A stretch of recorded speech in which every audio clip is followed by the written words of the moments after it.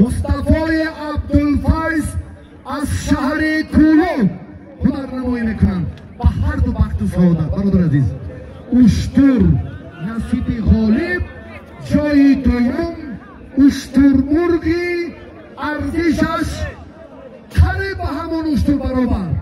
برای اقدام و دستگیریتان رئیس محبوب یک جور دیگر عرضی سپاس و تشکر. یکی نشده کن هنرنمایی آرین دادوف در ناحیه شمس‌الدین شاهین بسیار شهامتی بالا داشت.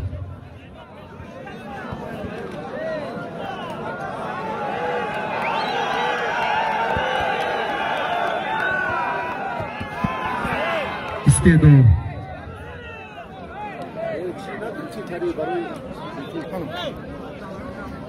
دستتون درد رو نبیند.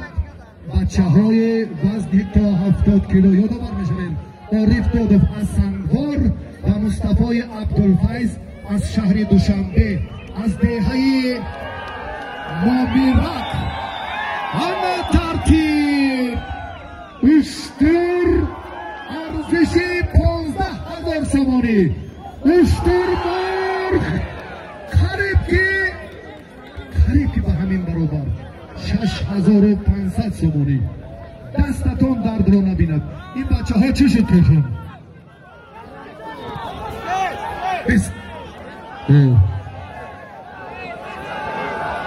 نظارت کنید بین ترکیبی میدانداریشون، طرز گشتینگیریشون، حرکت ها آگاهی هست.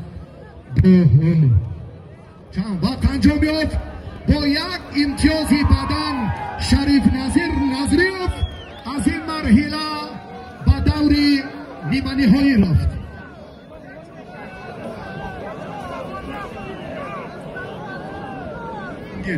شریف نظریف جهانگیر بابایوف در جفتی دویومی مرحله نیمه نهایی میدانداری میکنه.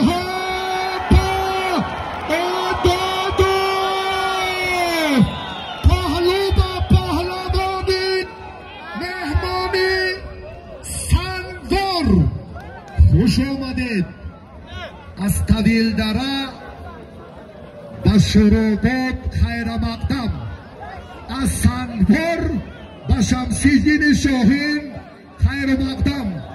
بسیار پهلوانی شایسته و ارزنده و محبوبی تاجیکستان است.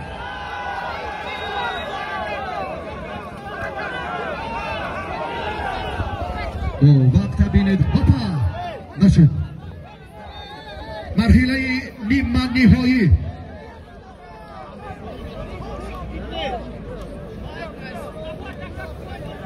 بابا جانو کی؟ بابا جانو فردوس. هپا هر دو یک ترکیب، یک طرزی پرتافته که دیدید درست است. در حالت هر دو یک زای غلطیدن در گشتینگیری ما امتیاز نیست. نشد. خب این گلیم دکیدن اینو بیو فردوس و بابا جان با بیو تلو فینال. آه قشنگی فرخاری.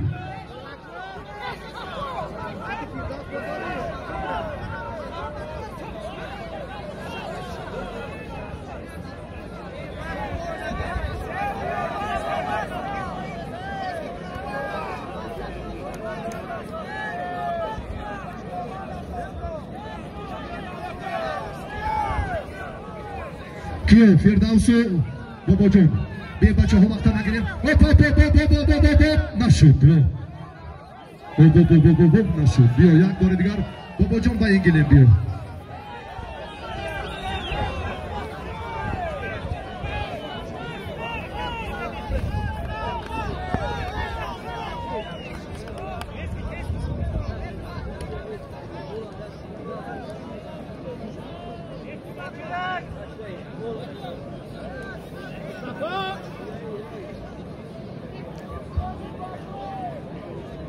حقنظر نظرов رئیس حکومت ناحیه شمس‌الدین شاهین شما را برای قدم رنجه کردنتان خیر مقدم میگویم. یک نزدیک اعضای کمیته تدارکات بیایید. یک انعامی ارزنده و عالی به نام شما تأسیس دادند.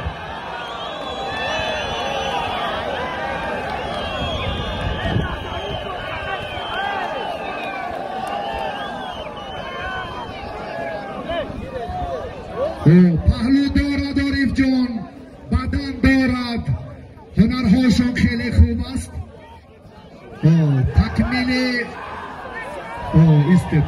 هنر. حق نظر یک بار نزدی من بیا. حق نظر از نام رئیس حکومت ناحیه شمس‌الدین شاهین یک تحفه ارزنده و عالی به قهرمان جهان حق نظر را تقدیم گردد.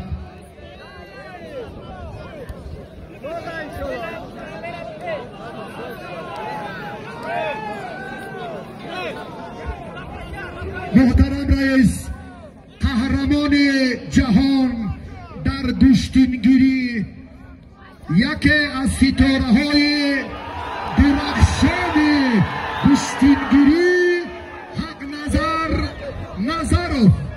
خوش آمدید برادر عزیز. از نام رئیس حکومت ناحیه شمس‌الدین شاهین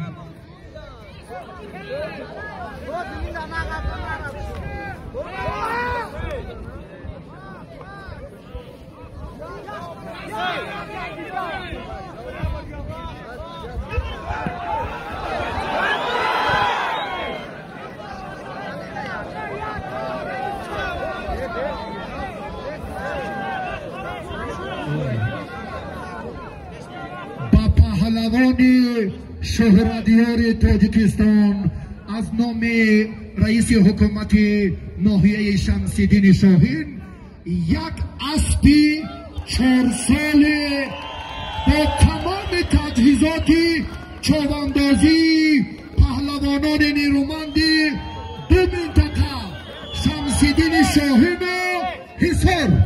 خوش آمدید. حضورتان برای ما افتخار بود. اکنون برادر عزیز همین بختت نخندید تو در آویز در جریبیافت کارتان با نفر دیگر رفتید، لیکن باقی نیست. تقدیر الهی است. از بس که وزن 86 کیلوگرم با ترتیب کاری امروزه ما جاری نبود، از این نقطه نظر فکر میکنم این حکمت الهی خود را دارد. یک بار دیگر خوش آمدید. سعادتمند و موفق.